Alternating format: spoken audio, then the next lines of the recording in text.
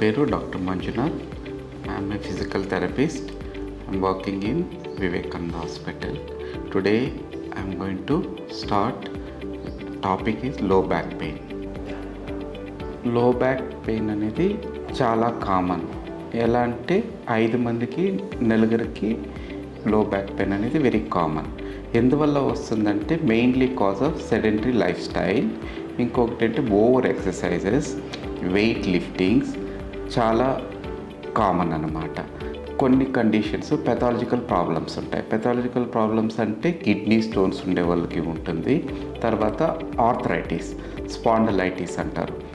చాలామందికి తెలియని విషయం ఏంటంటే స్పాండిలైటిస్ అనేది ఈజ్ వన్ ఆఫ్ ది జబ్బు అనుకుంటారు, లేకపోతే అందరికీ ఉంటే నాకు స్పాండిలైటిస్. అది 100% రాంగ్ అండి. ఎందుకంటే బికాజ్ బ్యాక్ పెయిన్ అనేది డిఫరెంట్ కండిషన్స్. ఒకటి స్పాండిలైటిస్ అనేది ఏజ్ రిలేటెడ్ ప్రాబ్లం, అంటే degeneration of changes, arthritic changes.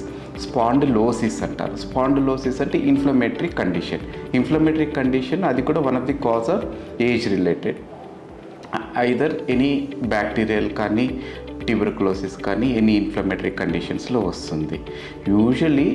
Generally the below age of 30 years, above age of 40 years, these the middle age group పీపుల్కి వచ్చేది generally common LS అంటాము, lumbar strain అనేది very common. ఎందువల్ల వస్తుందంటే అది చెప్పాను కదా మీకు, సెడెంటరీ లైఫ్ స్టైల్ కానీ, ఒబేసిటీ కానీ, ల్యాక్ ఆఫ్ ఎక్సర్సైజెస్ కానీ. ఇంకోటి వన్ ఆఫ్ ది యంగర్ పీపుల్కి is main lot of heavy lifters, తర్వాత పోస్చరల్స్, కూర్చునే problem, ergonometric chairs. This are the main cause of back pain. ఒక్కటి మనము డాక్టర్ దగ్గరికి వెళ్ళిన వెంటనే have to find out what type of back pain అని. Younger age గ్రూప్లో మెయిన్ వచ్చేది ఎల్ఎస్ అంట, lumbar strain is the mainly cause of sedentary life style. ఒకటి హ్యామ్స్ట్రింగ్ మజిల్స్ ఉంటాయి, bilateral hamstring muscles tightness is one of the major cause. Recent డేస్లో చాలా cases without X ray, with clinical observation itself we can find out. Hamstring tightness ఉంటే చాలా వరకు back pain ఉంటుంది. Any anti inflammatories కానీ, physical exercises కానీ ఏది చేసినా తగ్గదు. We have to release the hamstring muscles, automatically it reduce అయిపోతుంది. ఇంకొకటి ఏంటంటే ankylosing spondylitis is nowadays is very common. ఎందువల్ల వస్తుందంటే బికాస్ ఆఫ్ సమ్ ఇన్ఫెక్షన్స్. ఇంకొకటి జెనెటికలీ. అది ఏంటంటే మనం కూర్చునే పోస్చరు, ఇవన్నీ కూడా చాలా important. Slowly it stiffness of the spine. ఎలా అవుతుందంటే స్టిఫ్నెస్ మనకి సిమ్టమ్స్ ఎలా ఉంటుందంటే స్లోలీ బ్యాక్ పెయిన్ స్టార్ట్ అవుతుంది. Slowly radiating to the lower limbs, legs, ఇవన్నీ వస్తుంటాయి. దాన్ని మనము ఎక్స్రే కానీ ఎంఆర్ఐ చూసి ఫైండ్ అవుట్ చేయొచ్చు. యాంకిలోజింగ్ స్పాండిలైటిస్ ఉన్నప్పుడు ఆ నాగింగ్ పెయిన్ ఉంటుంది, కూర్చున్న పెయిన్ ఉంటుంది, పడుకున్న పెయిన్ ఉంటుంది. అప్పుడు ఏంటంటే వైద్య పరీక్షలు చేసుకొని, సమ్ ఇన్వెస్టిగేషన్ చేసుకొని, some blood investigation ruled out చేసుకొని we have to anti inflammatories తీసుకోవాలి. రెస్ట్ కూడా చాలా ఇంపార్టెంట్.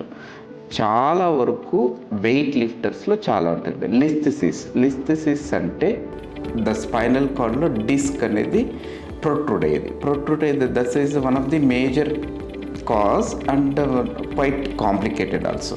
అది ఏమవుతుందంటే స్పైనల్ కార్డ్ టచ్ అయిందంటే disc, it will become paralysis వచ్చే ఛాన్సెస్ ఉంటుంది.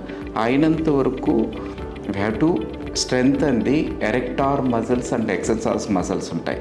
స్పైనల్ కార్డు కింద భాగం కానీ, స్ట్రైట్ భాగం కానీ ఎరెక్టార్ మజిల్స్ అంటాం. Once we strengthen properly exercises, ఇలాంటి లిస్థెసిస్ కానీ, డిస్క్ ప్రొట్రూషన్ కానీ, డిస్క్ ప్రొలాప్స్ కానీ ఇలాంటి కండిషన్స్ రాకుండా ఉంటాయి. దీనికి మెయిన్లీ ఏంటంటే వైద్య పరీక్షలు, డాక్టర్ దగ్గర కన్సల్ట్ చేసిన తర్వాత what type of back pain అనేది ఫైండ్ అవుట్ చేయాలి. ఇప్పుడు suppose like any pathological problems, kidney stones అలా ఉన్నాయంటే we have to ruled out medical treatment.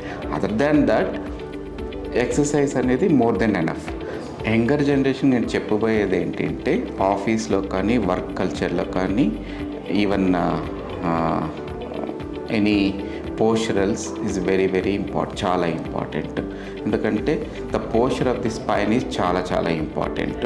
చాలా ఫార్వర్డ్ బెండింగ్ కానీ, awkward posture slowly it start inflammatory to start strengthening exercise, erector muscles and exercise muscles strengthening exercise చేసుకుంటే, hamstring release చేసుకుంటే ఇలాంటి back pains తగ్గిపోతాయి. కొన్ని congenital problems ఉండేవాళ్ళు, scoliosis కానీ, kyphosis కానీ, లాడోసిస్, దోస్ పీపుల్, కొన్ని స్కోలియోసిస్ ఇస్ కన్జనిటల్ ప్రాబ్లం, అది కంపల్సరీ వాళ్ళకి తప్పకుండా ట్రీట్మెంట్ తీసుకోవాలి.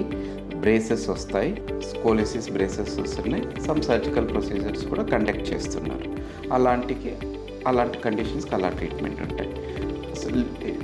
Lordosis and kyphosis cases age related problems వస్తుంటాయి.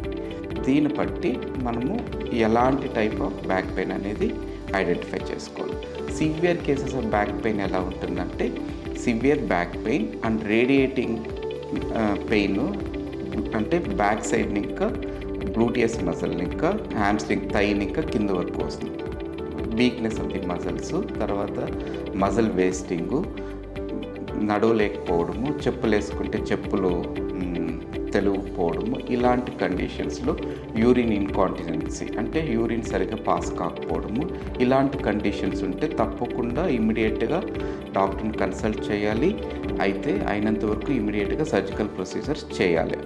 చేయకపోతే పారాలిసిస్ రావడానికి చాలా ఆస్కారం ఉంటుంది. This is the one of the major condition severity. Pathological changes అంటే టీబీ స్పైన్ కావచ్చు, తర్వాత any other infection, some arthritic changes ఉండొచ్చు. దోస్ కండిషన్స్కి వాటికి మనం వైద్య సలహాలు తీసుకొని దానికి సరిగ్గా ట్రీట్మెంట్ తీసుకుంటే ఏది ఇబ్బందులు రాదు.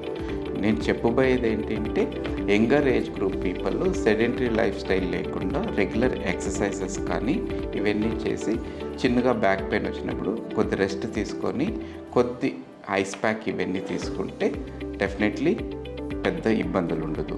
సపోజ్ రేడియేటింగ్ పెయిన్ సివియర్గా ఉన్నప్పుడు హాట్ ప్యాక్ అనేది ఇవ్వకూడదు, ఐసే ఇవ్వాలి. ఈవెన్ ఏది ఇవ్వకపోయినా రెస్ట్ తీసుకుంటే తగ్గిపోతుంది. Thank you.